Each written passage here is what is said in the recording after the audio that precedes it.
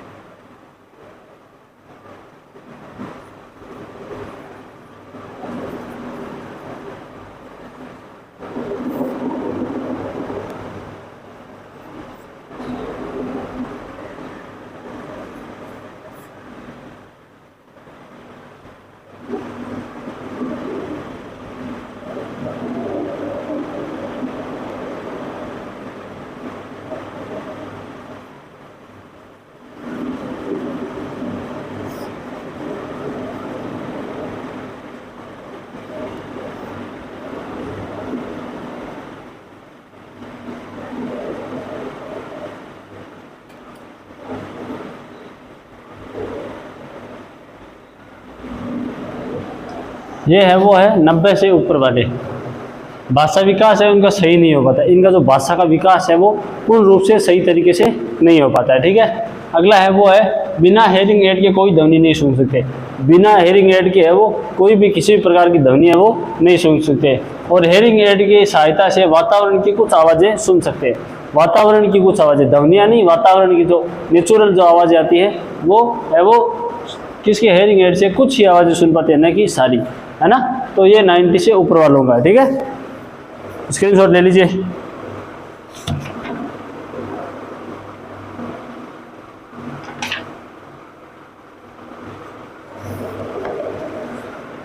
ले लिया होगा। अब अपन जो आगे बात कर रहे हैं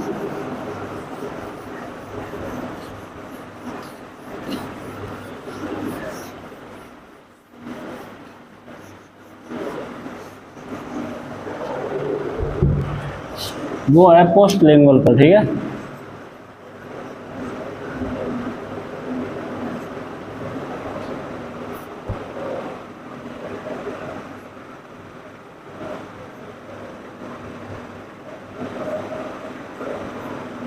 पोस्ट लैंग्वेज पर, ठीक है।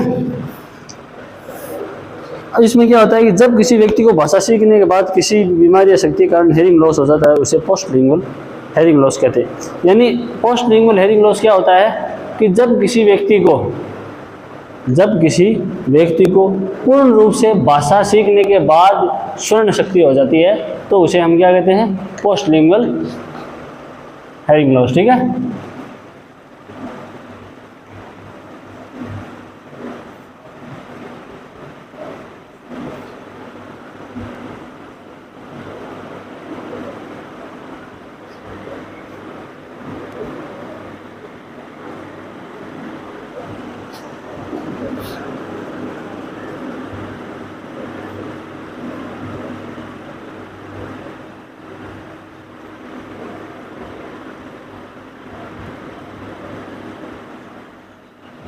जब किसी व्यक्ति को पूर्ण रूप से भाषा सीखने के बाद है वो हेयरिंग लॉस हो जाता है। मतलब जैसे कोई व्यक्ति है, ठीक है, वो बचपन से सही है, सामान्य है, ठीक है, परंतु जब वो जन्म लेता है उस समय वो एकदम सामान्य होता है। फिर मतलब जैसे कुछ समय बाद, जैसे 20 साल बाद, 25 साल बाद, 30 साल बाद है, किसी कारणवश कोई बीमारी से, किसी दुर्घटना से या कोई अन्य कारणों से उसकी श्रवण शक्ति यानी कान के सुनने की शक्ति चली जाती है, उसे हम क्या कहते हैं? पोस्ट लिंगुअल, ठीक है।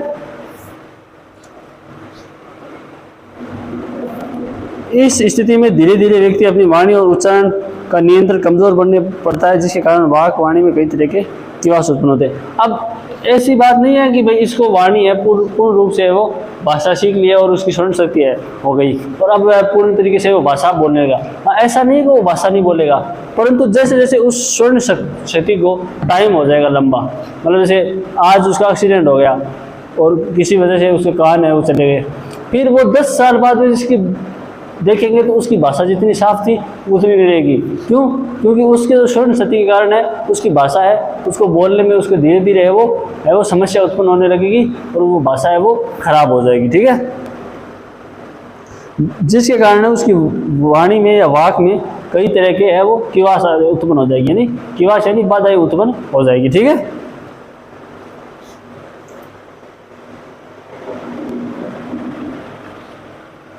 अब अगला है वो है एचआई बच्चों में वाणी व भाषा दोष किसी एक तरह के नहीं होते, इनमें विभिन्नता पाई जाती है और उनके अलग अलग कारण होते हैं। अब एचआई बच्चे हैं उनमें है वो जो श्रवण शक्ति है वो अलग अलग प्रकार की पाई जाती है और उनको पाए जाने के कुछ कारण हैं, उन कारणों पर अपन बात करेंगे। पहले आप इसका स्क्रीनशॉट ले लीजिए।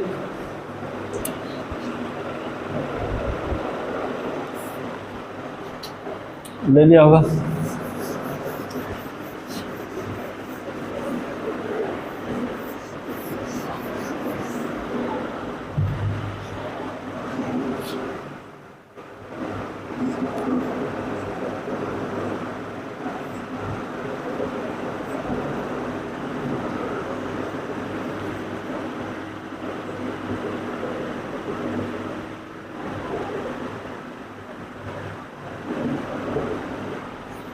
एचआई बच्चों में भाषा व वाणी दोष के कारण कि कौन कौन से कारण है वो होते हैं। पहला है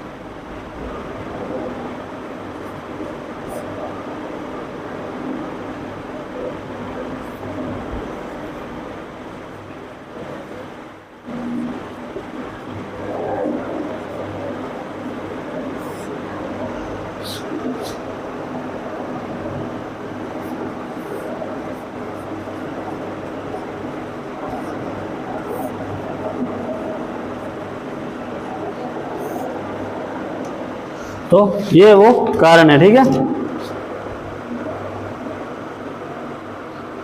मतलब जो उनमें विभिन्नता पाई जाती है, ऐसा ही बच्चों में जो स्वर ने भाषा दोष में विभिन्नता पाई जाती है उसके कारण है। क्या कौन कौन से कारण है भाई?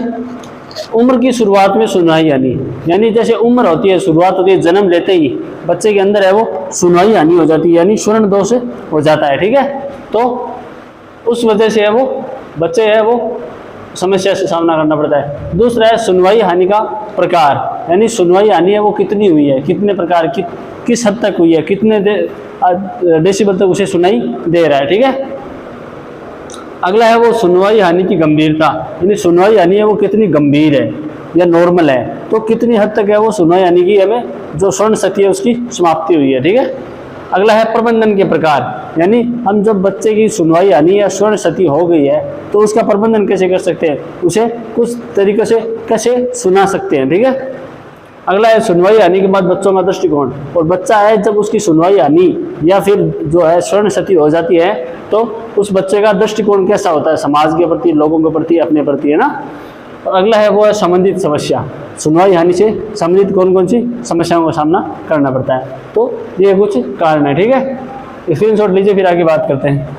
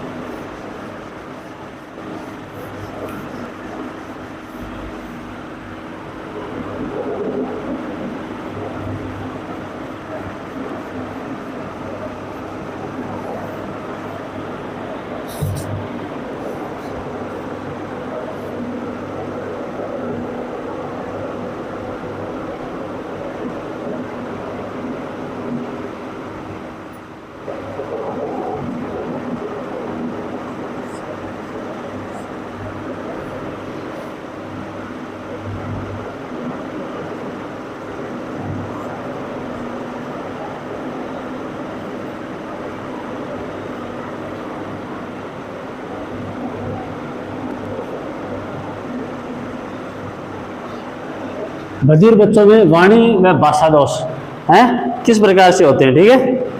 तो पहला है वो है भाषा का देर से विकास।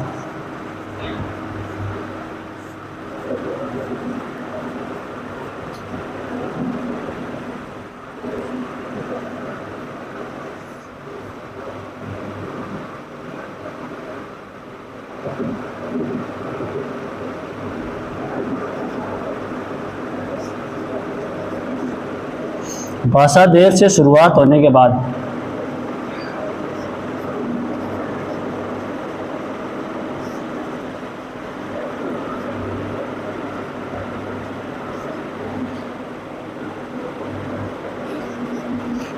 भी विकास देर से होना,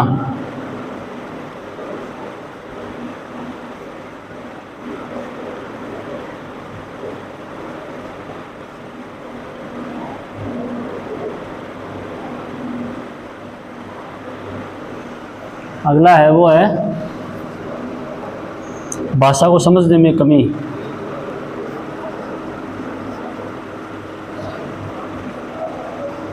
समझने में कमी।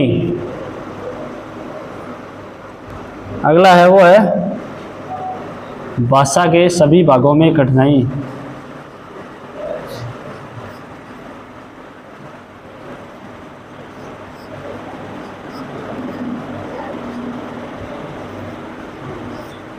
भाषा के सभी भागों में कठिनाई।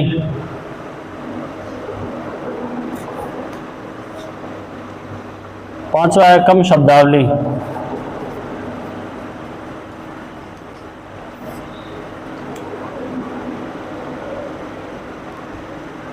तो ये कुछ है वो कारण है वो किसके, बधिर बच्चों में भाषा दोष के कुछ कारण।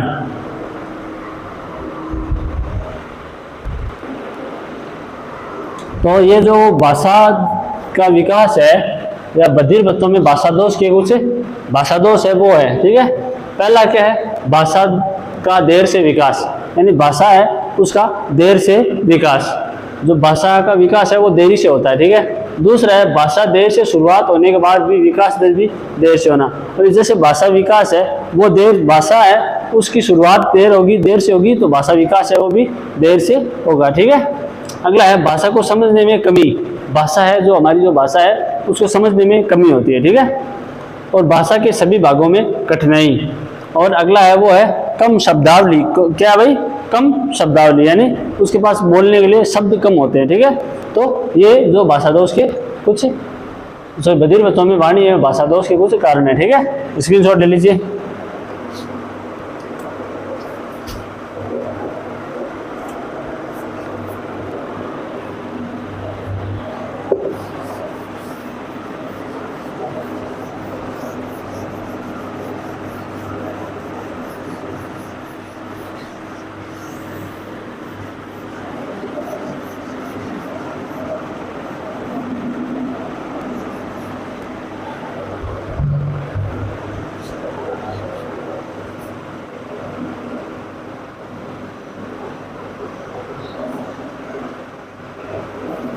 अगला है वो है यूनिट 3.2, है ना।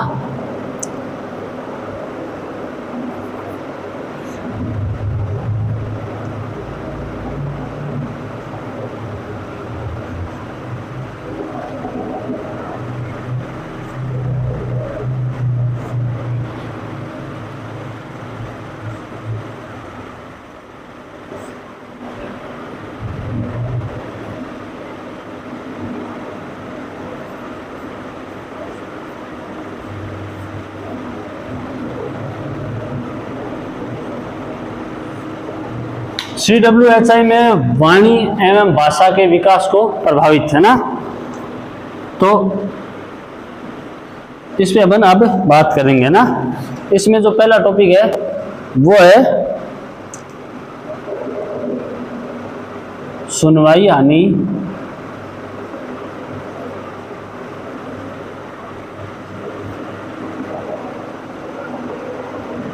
के शुरुआती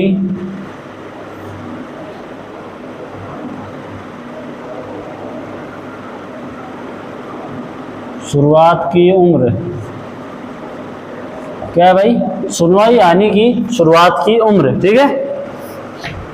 इसमें क्या होता है कि स्वर्ण अक्षमता सीखने से पहले, यह भाषा सीखने के बाद भी हो सकता है, ठीक है। स्वर्ण अक्षमता है वो भाषा सीखने से पहले या फिर भाषा सीखने के बाद भी हो सकता है। यदि बालक में बधिरता जन्म जाता है तो उसका प्रभाव स्पीच एंड लैंग्वेज पर बहुत अधिक पड़ता है।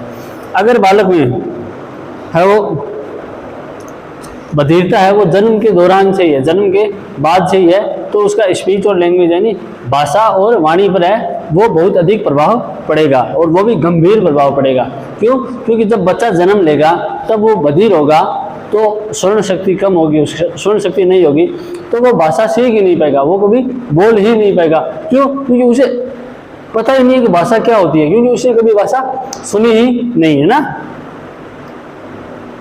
यदि स्वर्ण अक्षमता भाषा सीखने के बाद होती है तो उसका प्रभाव उतना गंभीर नहीं होता, परंतु अगर भाषा सीखने के बाद अगर स्वर्ण शक्ति होती है तो उसका प्रभाव है वो इतना गंभीर नहीं होता है, ठीक है।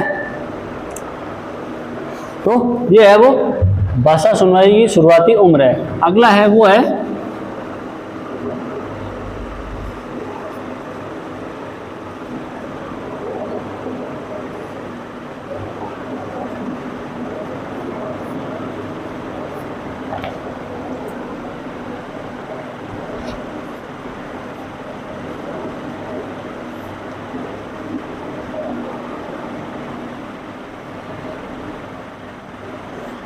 सुनवाई यानी कि गंभीरता की डिग्री।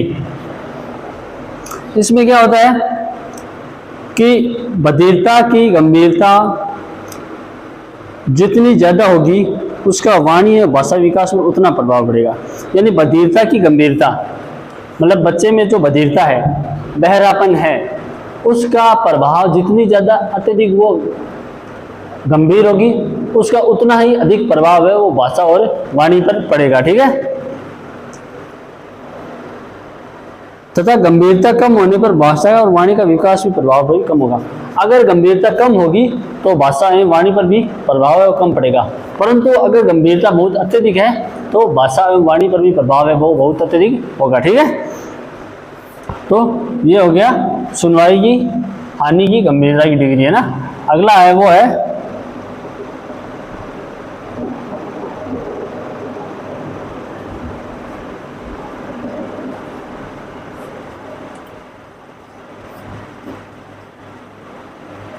सुनवाई हानि के प्रकार। क्या है भाई? सुनवाई हानि के प्रकार। यदि बालक परवाहकीय श्रवण हानि है तो इसका वाणी पर विकास पर प्रभाव पड़ेगा। यदि संवेदी तंत्रों तथा सुनवाई है तो इसका वाणी पर है वो प्रभाव गंभीर पड़ेगा। यानी बच्चे को जो श्रवण शक्ति है वो प्रवाह के साथ हुई है, प्रवाह के साथ हुई है तो उसका है वो बच्चे पे वो प्रभाव है वो कम दिखाई देगा, परंतु जब वाणी का विकास पर प्रभाव कम पड़ेगा। यदि संवेदी तंत्रों का सुनवाई हानि से संबंध है तो उसका वाणी पर प्रभाव पड़ेगा। यानी संवेदी तंत्रों द्वारा अगर स्वर्ण क्षति है या वह सुनवाई हानि है तो बच्चे की भाषा और विकास पर बहुत अत्यधिक प्रभाव पड़ेगा, परंतु अगर प्रवाह के दौरान स्वर्ण शक्ति है तो उसे कम प्रभाव पड़ेगा। ठीक है, तो ये हो गया सुनवाई शक्ति के प्रकार। ठीक है,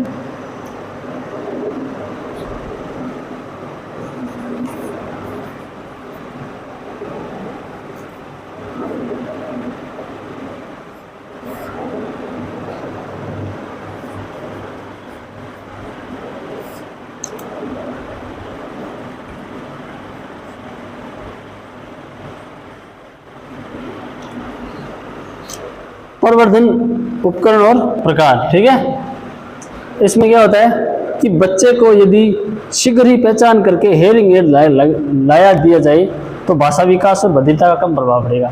अब बच्चा है उसको मतलब जैसे ही श्रवण शक्ति हुई है और हमें पता चल जाता है जल्दी से जल्दी कि बच्चा है वो श्रवण शक्ति से ग्रसित है, तो हम जितना जल्दी उस पर हेयरिंग एड लगा देंगे, जितना जल्दी है उसे हेयरिंग एड लाकर दे देंगे, उतना ही कम प्रभाव है उसको भाषा और वाणी विकास पर उसका पड़ेगा। ठीक है, भाषा विकास और बधिरता का प्रभाव भी कम दिखाई देगा। यदि देर या अधिक उम्र में उचित सुनवाई मेथड के प्रयोग से न करें तो फलस्वरूप वाणी और विकास पर गंभीर प्रभाव पड़ेगा। और मतलब जब हेयरिंग एड ला देंगे बच्चे को समय पर पता चलते ही है वो हम हेयरिंग एड लाकर दे देंगे तो बच्चे की जो भाषा विकास है, जो वाणी विकास है, उस पर है वो प्रभाव है वो बहुत कम दिखाई देगा, उसे भाषा विकास है वो सही होगा। परंतु अगर हम समय पर उसे हेयरिंग एड ना ला कर दें और उसमें लगाने में हम अगर कोई देरी करते हैं या हमें कोई अधिक समय लगता है तो उससे बच्चे के भाषा और विकास पर, भाषा और वाणी विकास पर है वो अत्यधिक गंभीर प्रभाव पड़ेगा। क्यों? क्योंकि बच्चा है उसे बाद में वो हेयरिंग एड है वो उतनी मदद नहीं कर सकता जितनी वो कर सकता है। तो इसीलिए बच्चे को श्रवण शक्ति का पता चलते ही सबसे पहले उसे हेयरिंग एड ला कर दिया जाए। ठीक है, अगला है वो है पुनर्वास की गुणवत्ता।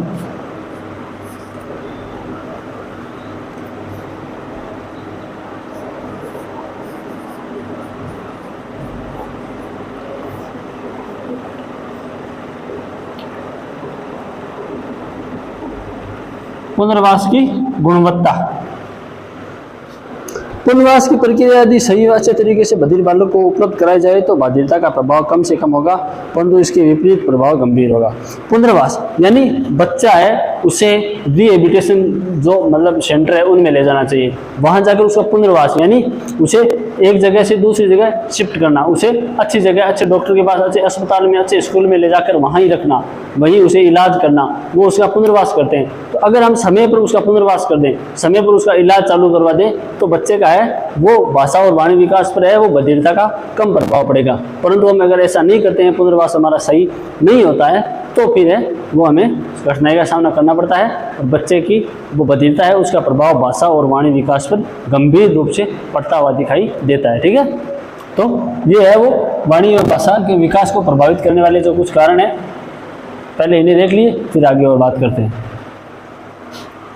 स्क्रीनशॉट ले लीजिए इसका।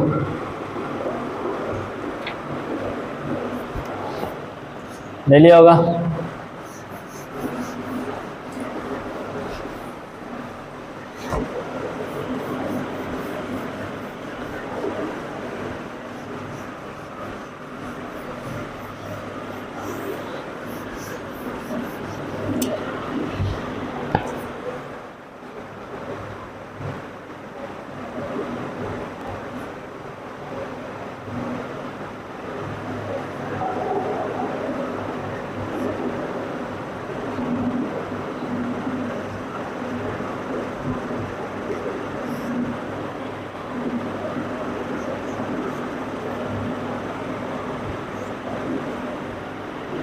भाषा उत्तेजना की भाषा, इसमें क्या होता है कि बच्चे के संपर्क में आने वाले सभी लोग या तो कम बोलते हैं अथवा बिल्कुल नहीं बोलते। मतलब जैसे क्या होता है कि बच्चा है, उसकी जो उत्तेजना है या फिर बच्चे के संपर्क में आने वाले लोग हैं, वो जो लोग हैं वो या तो कम बोलते हैं अथवा बोलते ही नहीं है, जिससे उसका भाषिक अनुभव बहुत कम हो जाता है। अपन जो बच्चा है उसको जब वो बधिर हो जाएगा तब वो बाहर जाएगा तो उससे लोग है या तो कम बोलेंगे या फिर बोलेंगे नहीं, क्योंकि लोगों को पता होगा कि ये बधिर है, सुन नहीं सकता, तो लोग है वो ऐसे सोचते हैं कि कौन माथा फोड़ी करेगा ऐसे वगैरह वगैरह ना। तो बच्चा है उसके पास जो लोग आएंगे वो या तो उससे बोलेंगे नहीं, बोलेंगे तो बहुत कम बोलेंगे। इस वजह से बच्चे का है वो सही कन्वर्सेशन नहीं होता है और उसको भाषा पर है वो सही प्रभाव नहीं पड़ता। ठीक है, इसका भाषा के विकास पर गहरा प्रभाव पड़ता है, किंतु यदि बच्चे के साथ अधिक बोला जाता है, उसको सीखा नहीं जाता, समझाने की क्षमता बढ़ती है, तब भाषा विकास पर बधिरता का कम प्रभाव पड़ता है। परंतु जब बच्चे को हम जाएंगे, उसे अधिक बातचीत करेंगे, उसके साथ अधिक वार्तालाप करेंगे, उसे समझाने की कोशिश करेंगे, तो बच्चा है वो भी खुद समझने की कोशिश करेगा, हमारे साथ संप्रेषण करने की कोशिश करेगा, और बच्चे का है वो भाषा और वाणी विकास है वो सही होगा, और बधिरता का प्रभाव है वो भाषा और वाणी विकास पर बहुत कम पड़ेगा, या प्रभाव है वो बहुत कम दिखाई देगा। ठीक है, अब उसके अगला है वो है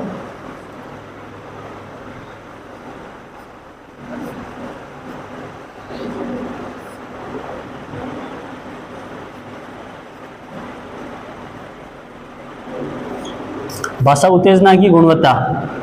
इसमें क्या होता है कि अधिक व सही शब्द ऐसा बालक की रुचि एवं उम्र के अनुसार बोले जाए तो भाषा विकास में बधिरता का कम प्रभाव पड़ता है। मतलब बच्चे का है वो, जब बच्चा है वो हेयरिंग इम्पेयर्ड है या श्रवण बाधित है, तो उसकी उम्र के अनुसार उसे थोड़े थोड़े शब्दों को सिखा देना चाहिए, ताकि उसकी बधिरता है उस पर है वो बधिरता का प्रभाव है उसको भाषा और वाणी विकास पर न पड़े, और बच्चा है वो कुछ हद तक भाषा और वाणी विकास है वो सही कर सके। ठीक है, तो ये क्या हो गया भाषा की गुणवत्ता की, सॉरी भाषा उत्तेजना की गुणवत्ता। अगला है वो है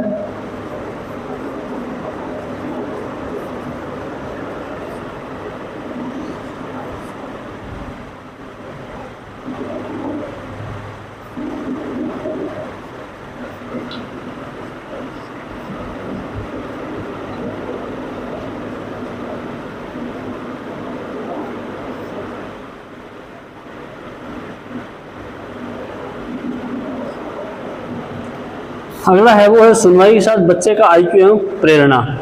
यदि स्वर्ण बाधित बच्चे की आईक्यू सामान्य तथा भाषा सीखने में रुचि है तो बधिरता का प्रभाव वाणी व भाषा विकास पर कम पड़ेगा। यदि वे भाषा की तरफ ध्यान नहीं देते हैं, भाषा को सीखने में रुचि नहीं दिखे, तो प्रभाव अधिक रहेगा।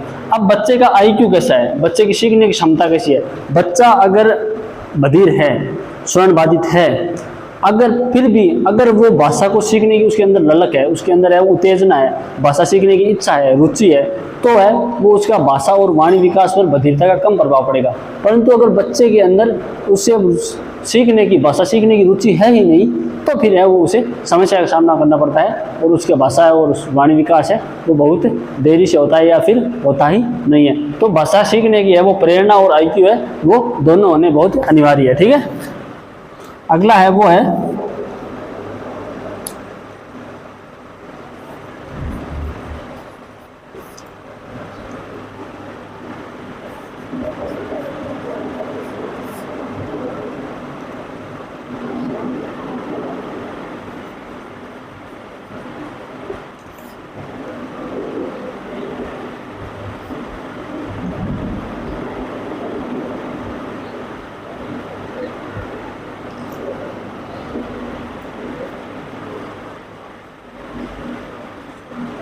बधिर बालक की सहायता के अभिभावक शिक्षित होने चाहिए।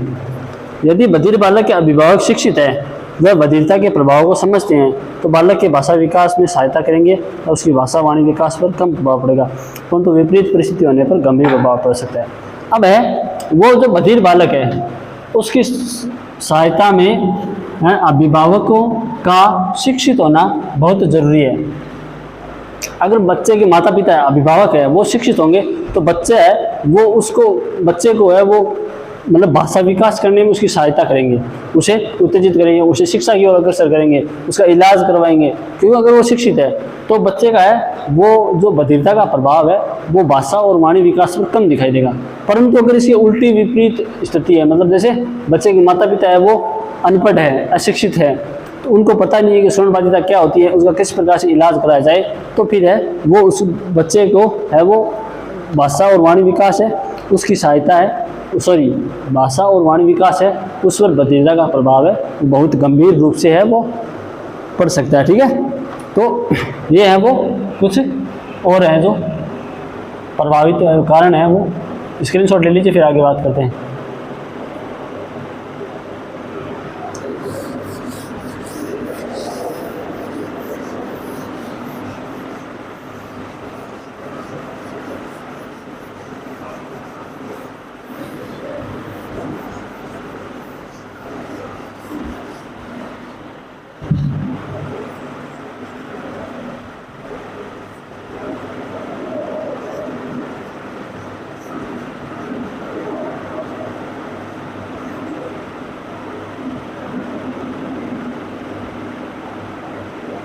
वाणी संबंधी समस्याएं, यानी अब अपन जो बात करेंगे वो अध्याय 4, उसमें क्या करेंगे कि वाणी से संबंधित कौन कौन सी समस्याओं का सामना करना पड़ते हैं, वो बात करेंगे अपन अगले क्लास में। आज के लिए इतना ही, धन्यवाद।